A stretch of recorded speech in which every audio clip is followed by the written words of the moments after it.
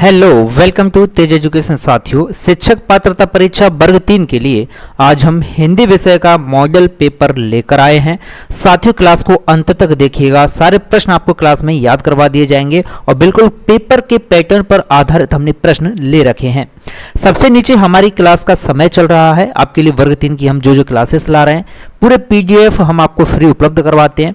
देखिए, सबसे पहला प्रश्न है कि निम्नलिखित में से कौन सी भाषा संस्कृत भाषा के अपभ्रंश है। साथियों, तो आप हमेशा याद रखना, ऐसी भाषा जो संस्कृत भाषा का अपभ्रंश है ये है आपकी पाली भाषा। ठीक है, विकल्प डी इसका सही जवाब हो जाएगा।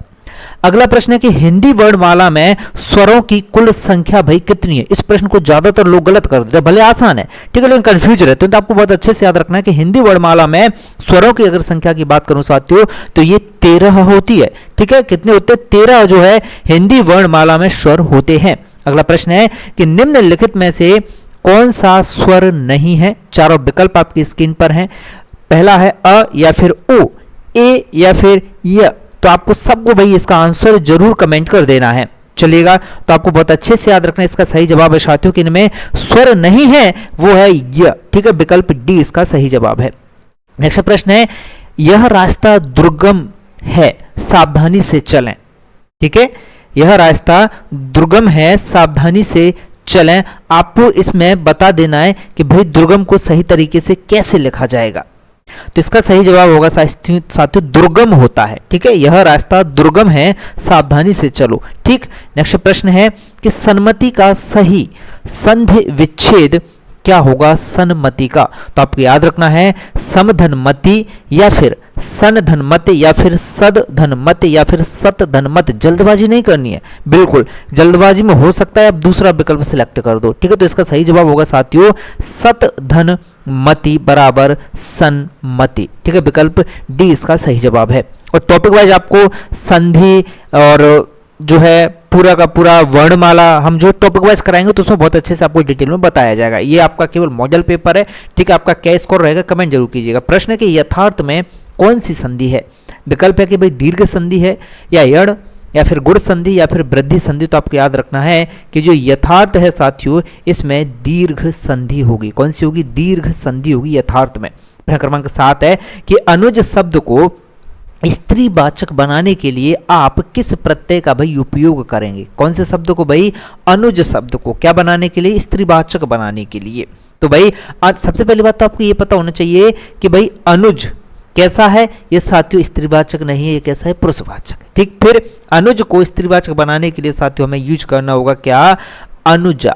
ठीक है, विकल्प सी इसका सही जवाब है। ठीक है, अगला प्रश्न है किस शब्द में उपसर्ग का प्रयोग हुआ है। उपसर्ग का प्रयोग भाई कौन से शब्द में किया गया है। विकल्प है कि उपकार में या लाभदायक में, पढ़ाई में या फिर अपनेपन में। साथियों, तो आपको याद रखना है यहां पर जो उपसर्ग का यूज किया गया है साथियों ये है किसमें? उपकार में भाई किया गया। ठीक, विकल्प ए इसका सही जवाब हो जाएगा। नेक्स्ट प्रश्न है कि जिस समास के दोनों ही पद अप्रधान होते, प्रधान नहीं अप्रधान होते हैं, वहां पर कौन सा समास भाई होता है। तो आपको याद रखना है जिस समास के दोनों पद अप्रधान होते हैं वहां पर साथियों बहुव्रीहि समास होता है। कौन सा होता है? बहुव्रीहि समास होता है। प्यारे साथियों, आपको एक चीज बता दूं कि वर्ग 3 परीक्षा के लिए आप हमारा तेज एजुकेशन ऐप डाउनलोड कर लीजिएगा, क्योंकि यहां पर आपको 5000 प्रश्नों की प्रैक्टिस करवाई जा रही है। बिल्कुल फ्री टेस्ट डले हैं, 550 मॉडल पेपर हैं, 20 प्रैक्टिस सेट है, पुराने पेपर डले हैं, सब कुछ फ्री है। जाइए तो और बेहतरीन अपनी तैयारी करते रहिए भाई। देखिएगा अगला प्रश्न, प्रश्न क्रमांक 10 के निम्नलिखित में भाववाचक संज्ञा कौन सी है। अच्छा प्रश्न है भाई, शत्रुता में भाववाचक संज्ञा या वीर है या मनुष्य या फिर गुरु। तो आप याद रखिएगा कि भाववाचक संज्ञा है साथियों यहाँ पर कौन सा? विकल्प है शत्रुता। ठीक, अगला प्रश्न है इस सामान्य वर्तमान काल का उदाहरण भाई निम्नलिखित में से कौन सा है। विकल्प है आपका कि भाई सीता बाजार जाती होगी, ये सामान्य वर्तमान काल का उदाहरण है, या रमेश ने समाचार पत्र पढ़ा, या वर्षा सो रही थी, या फिर विकल्प डी है साथियों कि वह कोलकाता जाता है। बताओ इनमें कौन सा साथियों सामान्य वर्तमान काल का उदाहरण। तो इसका सही जवाब साथियों विकल्प डी, वह कोलकाता जाता है, ये सामान्य वर्तमान काल का उदाहरण है। अगला प्रश्न क्रमांक 12 देखिएगा कि घर का पर्यायवाची शब्द साथियों क्या होगा। घर का बहुत अच्छा प्रश्न, तो आपको याद रखना है कि घर का पर्यायवाची शब्द होगा साथियों निकेतन। ठीक है, विकल्प सी इसका सही जवाब है। क्लियर है। अगला प्रश्न है कि सही विलोम शब्द आपको चुनना है साथियों किसका, मानव का। ठीक है, मानव का सही विलोम आपको बता देना है। तो आपको याद रखना है कि मानव का जो सही विलोम होगा वो होगा साथियों क्या, दानव। मानव का विलोम क्या होगा साथियों, दानव होगा। प्रश्न है कि जो सब कुछ जानता है उसे क्या कहा जाता है भाई, एक शब्द में। आप याद रखें, जो सब कुछ ही जानता है वो अज्ञ कहलाता है या सर्वज्ञ या विशेषज्ञ या कृतज्ञ। तो आप याद रखें ये कहलाता है साथियों सर्वज्ञ। अगर आपने रामायण और महाभारत कृष्ण लीला देखी होंगी तो ये तो सबको पता हो, जो सब कुछ जानता है उसे सर्वज्ञ श्री कृष्ण कहते हैं ऐसे। ठीक है, तो ये चीजें भाई अगर आप देखते होंगे तो आपने सुनी होंगी, तो कभी गलत ऐसी चीजें तो होंगी नहीं, सामान्य सी चीजें। देखिएगा प्रश्न है कि अगर सही दिशा में परिश्रम करोगे तो अवश्य सफल हो जाओगे, यह एक कैसा वाक्य है। तो अगर सही दिशा में परिश्रम करोगे तो अवश्य सफल हो जाओगे, ये सरल वाक्य है या संयुक्त है, मिश्रित है या फिर इनमें से कोई नहीं। तो आप याद रखिएगा ये है साथियों एक मिश्रित वाक्य। कैसा है, मिश्रित वाक्य है।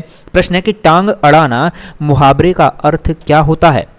विकल्प है भाई बदनाम करना या बिना कारण के लड़ना या गलत काम करना या अवरोध पैदा करना। तो आप याद रखें टांग अड़ाना इस मुहावरे का अर्थ होता है भाई अवरोध पैदा करना। ठीक है भाई, क्या होता है, अवरोध पैदा करना। नेक्स्ट प्रश्न है कि समुद्र मंथन करना मुहावरे का अर्थ क्या होता है। बहुत अच्छा प्रश्न है, तो आप याद रखना समुद्र मंथन करना अर्थात घोर तप करना, या फिर इसका अर्थ है भाई दृढ़ प्रतिज्ञा करना, या फिर उद्देश्य को प्राप्त करना या कठिन परिश्रम करना। तो आप याद रखना समुद्र मंथन करना इसका अर्थ है कठोर परिश्रम करना साथियों।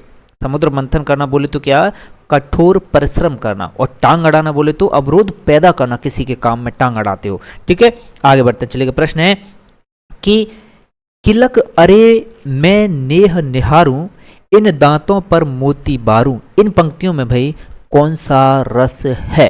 इनमें वीर रस है या फिर इनमें शांत या वत्सल या फिर हास रस है। तो आप याद रखें इसमें है साथियों वत्सल रस। ठीक, विकल्प सी इसका सही जवाब है। अगला प्रश्न देखिएगा कि कोई भी छंद भाई किस में विभक्त रहता है।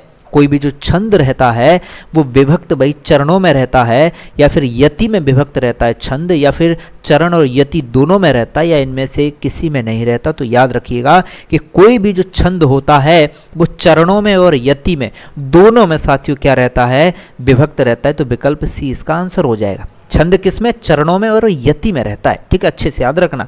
प्रश्न है कि चरर मरर खुल गए अरर रवस्फुटों में से कौन सा अलंकार है भाई इनमें। ठीक है, तो आपको याद रखना है इनमें अनुप्रास अलंकार है या फिर श्लेष अलंकार है या यमक अलंकार है, उत्प्रेक्ष अलंकार है। तो जो जो आपके अलंकार पूछें, जो जो रस पूछें, वो पंक्तियां आप लोग एक बार भले कहीं पर भी नोट कर लेना या पीडीएफ से भाई अच्छे से लिख लेना कहीं भी। ठीक है, ये बहुत आपके लिए महत्वपूर्ण रहेंगी। तो इसका सही जवाब साथियों इसमें है आपका अनुप्रास अलंकार।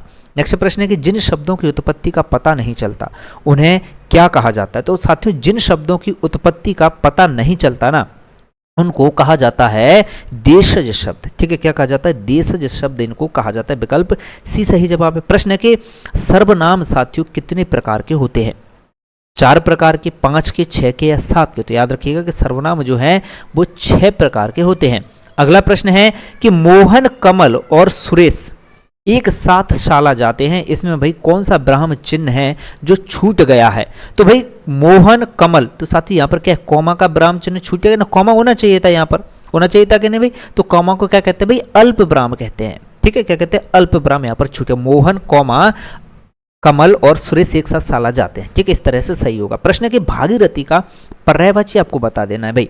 भागीरथी का पर्यायवाची सरिता होगा या गंगा, यमुना होगा या फिर निर्झरिणी होगा। तो आपको याद रखना है कि भागीरथी का जो पर्यायवाची है वो होगा साथियों क्या, गंगा होगा।